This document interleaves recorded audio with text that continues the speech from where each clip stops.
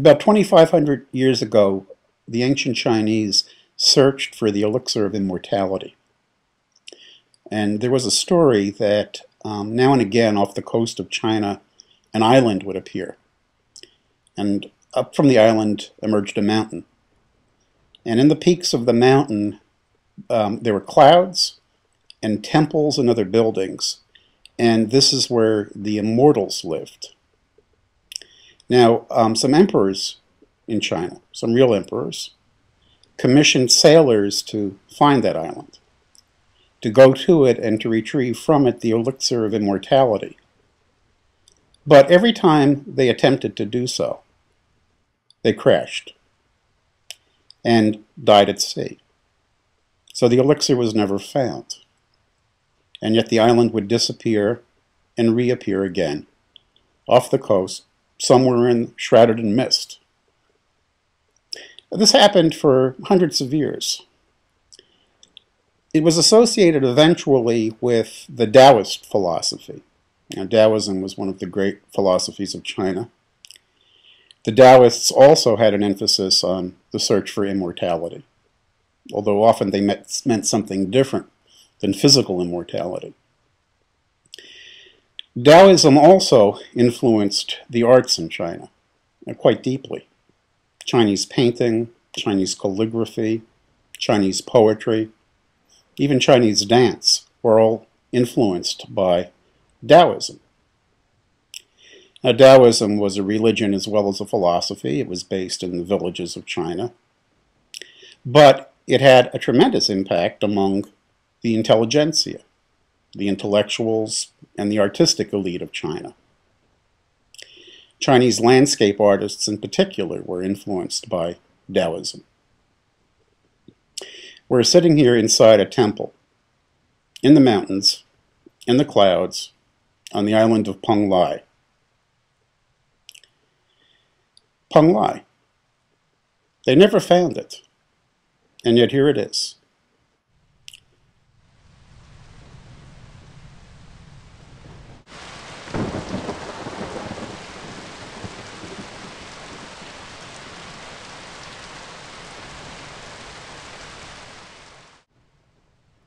There is a storm raging in the skies of Penglai. Rain and wind and lightning. I love storms. I've loved storms since I was a kid. I used to amuse my parents by going outside to stand during rainstorms and thunderstorms. I stood in the open garageway or underneath a small structure. It's kind of dangerous when there is lightning. Storms have always given me a feeling. It's a feeling that's hard to describe. It's one of being cozily retreated into myself, I guess is the best way to put it. It's an emotional tone. This storm is not real, most people would say, and yet it gives me exactly the same feeling.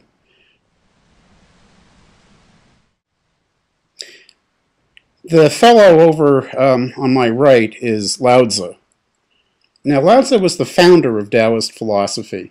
He is said to have ridden on the back of a water buffalo and to have crossed the path into the north of China. The path keeper demanded that he record his wisdom before allowing him to go on, and Lao Tzu took out his pen and ink and immediately wrote down the 5,000 characters that have become the Tao Te Ching, the most translated book in the world after the Bible. Only scholars tell us that Lao Tzu never existed. It's a fiction. And yet, the Tao Te Ching has had a tremendous impact on Chinese culture. And the figure of Lao Tzu has had a tremendous impact on Chinese culture. How is it possible for something that lacks reality to have an impact on other things? How is it possible for Penglai to have killed those sailors, for the storm that's raging in this virtual environment to give me the same feeling that real storms give me? And how is it possible for Lao Tzu to have had such an effect when he wasn't real? Of course, what we're looking at here is a statue of Lao Tzu. A statue. And not a real statue, a virtual statue. In other words, a statue created in this virtual world that we're in, a kind of copy of a real statue. But the real statue that the virtual statue copies is a representation of a person who never existed, Lao Tzu. So what's virtual and what's real? Do these ideas even have any meaning? Isn't all art virtual? Isn't all culture virtual? And yet, don't these things have tremendous impact on us? Don't they affect our lives? What's reality? What's illusion? What's appearance? What's simulation?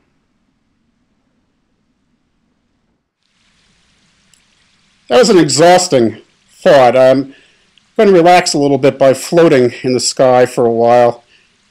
I'm floating next to a dragon in the peaks of the mountain of Penglai, and I can hear the rain more clearly now. That old feeling I had when I was a kid and that I still have during real thunderstorms is coming back to me. It's very relaxing to do this. We're in Second Life. Second Life is one of many virtual worlds. There are others now. Second Life is probably the most widely used by artists, which is the reason why we're going to be using it in this course. You know, by the way, I don't think I introduced myself. My name is Georg Janik. I'm the avatar of Gary Zabel, who happens to teach philosophy at UMass Boston. Zabel took Tai Chi for 4 years, by the way, in Chinatown in Boston. I think I'll, in honor of him, do a little Tai Chi now. Zabel asked me to help him teach this class on art and philosophy and Second Life and other virtual worlds. Zabel's the philosopher. I'm an artist in Second Life. I show my work in galleries. I've had a fair amount of success. Not as successful as some other artists, but not too shabby. And I don't really know very much about philosophy. You're going to have to ask Zabel when you have philosophical questions. But I did agree to act as your tour guide here in Second Life.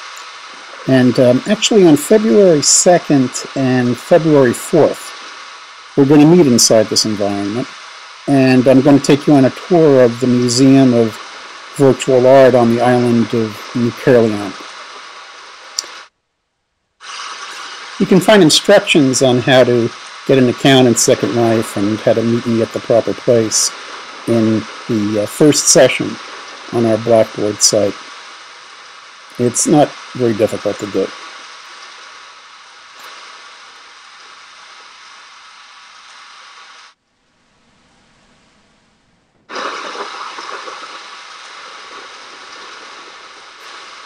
Sorry for the pause, but Tai Chi is difficult to do. It requires concentration. I don't know whether you know this, but Tai Chi is one of the Taoist arts.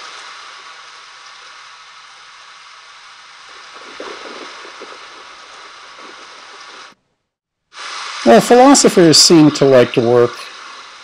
I know that you can often find Zabel in his office or in class lecturing. But artists like Taoists aren't really very keen on it. So I think I'll just lie here for a while, listening to the rain, not caring whether it's real. You know what I think? I think everything is real. Everything that has an effect on something. But you'll have to ask Zabel about that.